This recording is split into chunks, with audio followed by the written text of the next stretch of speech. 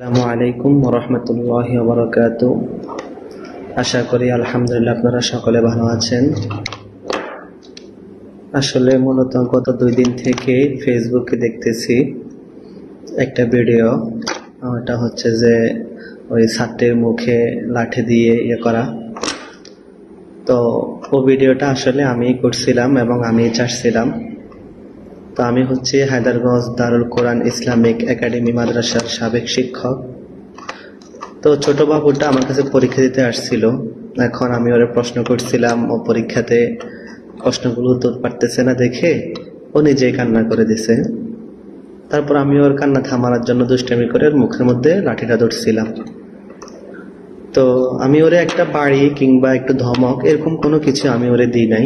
ওখানে ওর অভিভাবকরা উপস্থিত ছিল। তো যাই হোক, আসলে বিষয়টা এরকম হবে আমি আসলে চিন্তা করি নাই।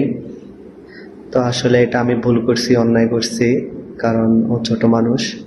ওরে যদি আমি ব্যাট দিয়ে না করে আমি ওরে মাথায় হাত বুলিয়ে দিতাম কিংবা চোখের পানিগুলো মুছে দিতাম, তাহলে হয়তো সে করতো। কিন্তু আমি দুষ্টামির মধ্যে এটা করছিলাম। আসলে বিষয়টা এমন হয়ে যাবে বা সবার লাগবে, এটা আমি আসলে চিন্তা করি নাই। তো যাই হোক, ভুল হয়ে গেছে, আপনারা ক্ষমার দৃষ্টিতে দেখবেন ইনশাল্লাহ।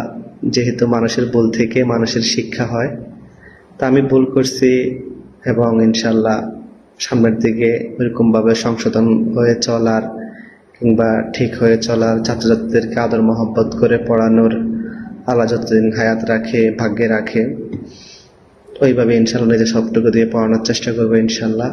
তো ভিডিওটা নিয়ে আপনারা আমাকে ক্ষমার দৃষ্টিতে দেখবেন ইনশাল্লাহ। সামনের দিকে এরকম আর হবে না, আশা রাখতে পারেন সকলে। সকলে আমার জন্য দোয়া করবেন এবং আমাকে ক্ষমার দৃষ্টিতে দেখবেন।